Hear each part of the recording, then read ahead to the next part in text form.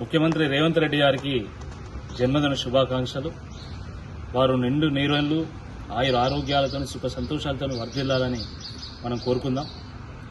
కానీ ముఖ్యమంత్రి గారు కనీసం తన జన్మదినం రోజైనా రాజకీయాలు లేకుండా వాటికి దూరంగా ఉంటాడని అనుకుంటే ఆయన జన్మదినం రోజు కూడా ఆయన రాజకీయాలు చేయడానికి ముందుకు వస్తా ఉన్నారు.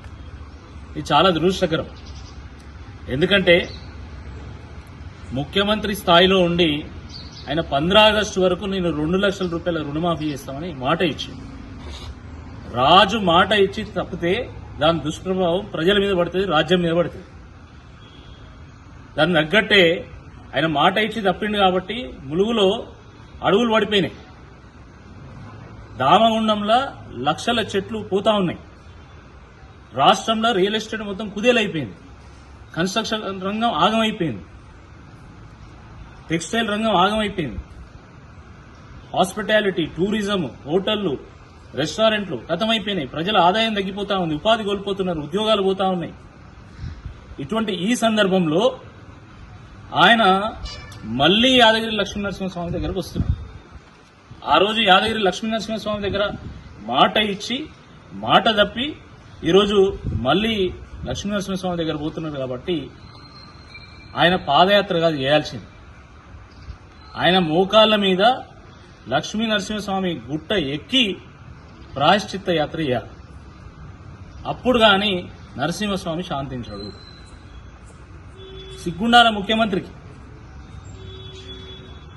ఈరోజు హైదరాబాద్లో పేదల ఇల్లు ఊరగొట్టి మూసీ పేరు మీద ఈరోజు వలిగొండల యాత్ర చేస్తాడట. నీకు దమ్ముంటే హైదరాబాద్లో పాదయాత్ర చేయి, అదే కిషన్ బాగ్ మింకెళ్ళి అదే అంబర్పేట నుండి పాదయాత్ర చేయి.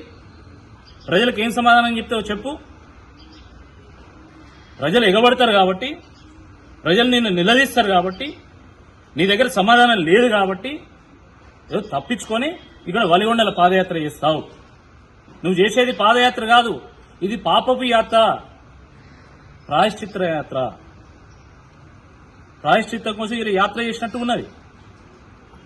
దమ్ముంటే దామగుండంలో యాత్ర చేయాలి, లేదంటే హైదరాబాద్లో యాత్ర చేయాలి. అది వదిలేసి వచ్చి ఈరోజు వలిగొండల యాత్ర చేస్తావు. అయినా నువ్వు పాదయాత్ర చేయాల్సింది వలిగొండలు కాదు, నువ్వు పాదయాత్ర చేయాల్సింది రైతుల కల్లాల మీద పాదయాత్ర చేయాలి.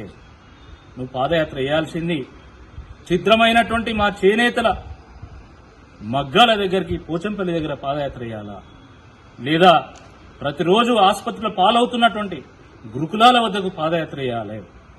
ఆగమైతున్నటువంటి మా రైతన్నల దగ్గర పాదయాత్ర చేయాలి తప్ప మీ సోకుల కోసము, మీ రాజకీయాల కోసం పాదయాత్ర చేస్తే తప్పకుండా ప్రజలు నిలదీస్తారని చెప్పి ఈ సందర్భంగా నేను గుర్తు చేస్తా ఉన్నాను.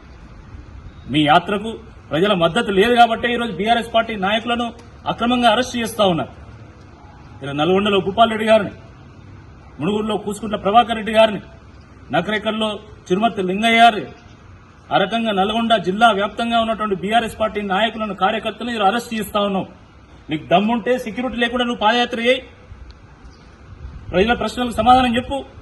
కానీ 100 మంది పోలీసులను పెట్టుకొని చేస్తే అది పాదయాత్ర కానే కాదు.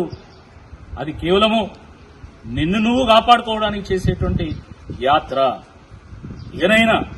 ఇకనైనా నేను తప్పు చేసిన మహాప్రభో, 11 నెలల పాటు పాపాలు చేసిన ఆ పాపాలు కడుక్కోవడానికి నేను నీ దగ్గరికి మోకాళ్ళ యాత్ర చేస్తా అని చెప్పి వేడుకొని లక్ష్మీనరసింహస్వామి గుట్టకు మోకాళ్ళ యాత్ర చేయాల్సిందే ఈ సందర్భంగా నేను విజ్ఞప్తి చేస్తాను.